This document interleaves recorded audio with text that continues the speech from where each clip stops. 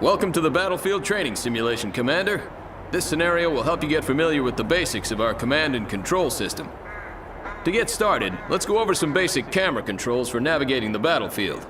To move the camera, hold down the right mouse button and drag the cursor in any direction. Move the camera now.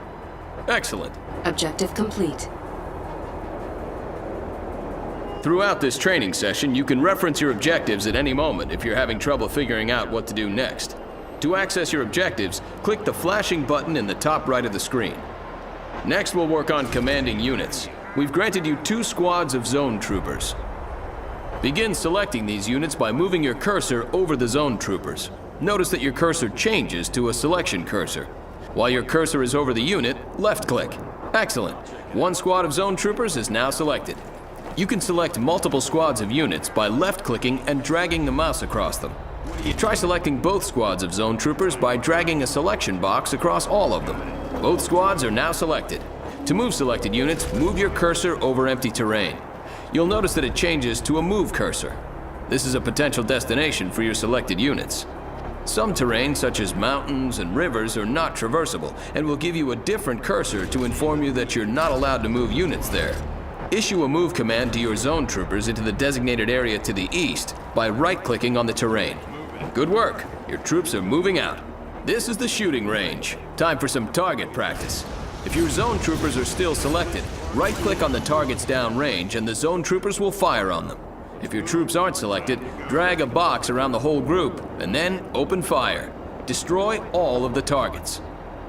All targets are destroyed. Excellent work, Commander.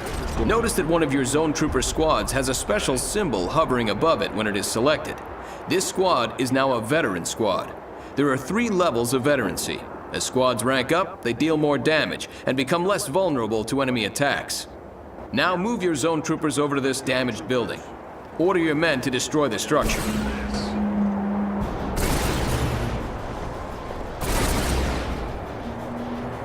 Notice it took your men significantly longer to destroy the structure than the targets at the range. Zone troopers are very effective against infantry and light vehicles, but are not very efficient at destroying structures. In turn, certain tanks and heavy artillery may tear through structures, but may not be the most effective weapons against infantry. You'll need to pick the right unit for the enemy you're facing.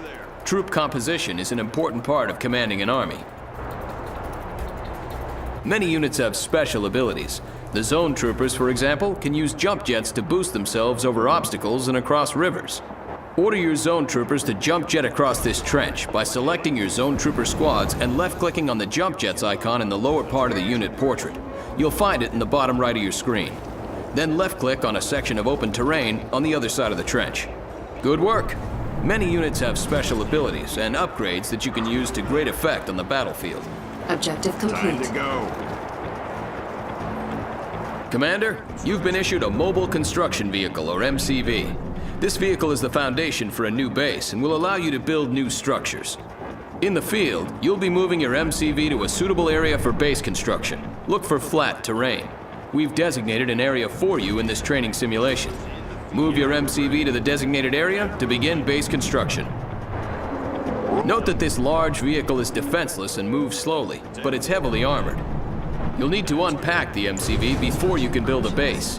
To do so, select your MCV and left-click on its Unpack ability, again found at the lower right attached to the unit portrait. This will convert your MCV into a stationary structure called a construction yard. Good work. By unpacking your MCV, you've established ground control and can now place additional structures in the vicinity of your construction yard.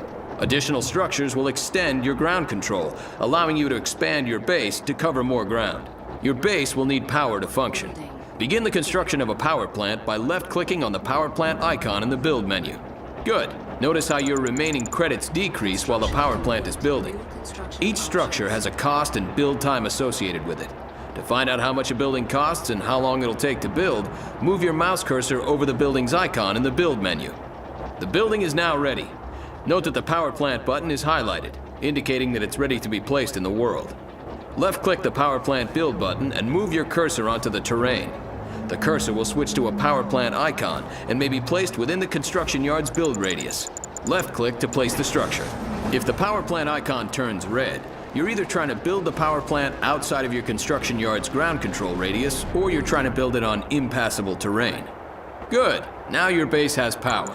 Notice the power meter on the right side of your screen. Each structure you build needs power to work properly. If your base runs low on power, some buildings will stop working and others will work inefficiently. Buildings that stop working turn black. Now it's time to build a refinery so you can harvest Tiberium.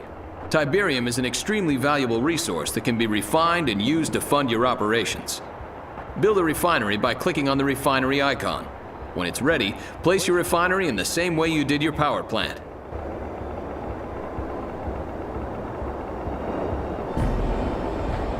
Construction complete. New construction options. Keep it safe. Excellent. Note that the harvester unit automatically begins to seek out and collect Tiberium. Once the harvester has reached capacity, it'll return and unload its Tiberium for processing. You'll get credits when this happens. With your economy established now and power available, you can begin to build production structures. A barracks will allow you to train infantry. Build a barracks and place it on the terrain just like you did with your power plant and refinery. Construction complete. New construction options. Training. Good work. Now you can start building an army.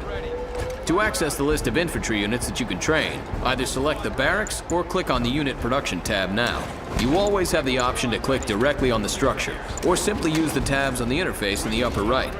Click on the Rifleman Squad icon to train a squad of GDI riflemen. Click on the unit multiple times and you'll train multiple squads. Train 3 squads of riflemen. You can pause production of a unit or structure by right-clicking on its icon while it's being built. If you left-click on a paused unit or structure, production will resume. If you right-click on a paused unit or structure, production will be canceled, and any credit spent will be refunded. Good work, Commander. You've managed to build a base and train a small force of infantry. Now you'll fight a mock battle against another commander. He will command the red team, and you will command the blue team. Objective complete. The red team may attack at any moment. Before they do, garrison your riflemen inside this abandoned building.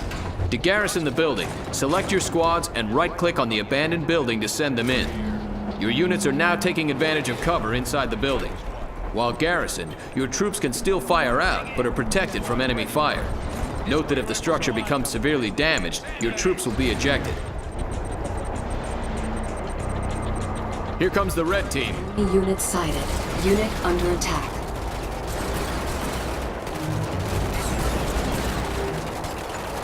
Unit lost. You've successfully defeated the red team's strike force.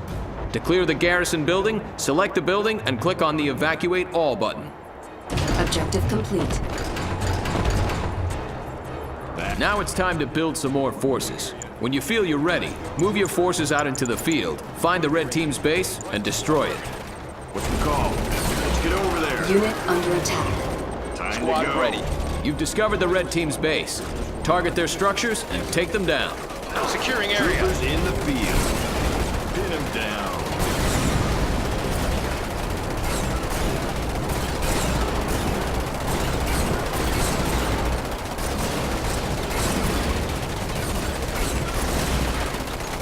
Unit promoted. Objective complete. Great job, Commander. You've learned all the basics you'll need to lead GDI forces into battle.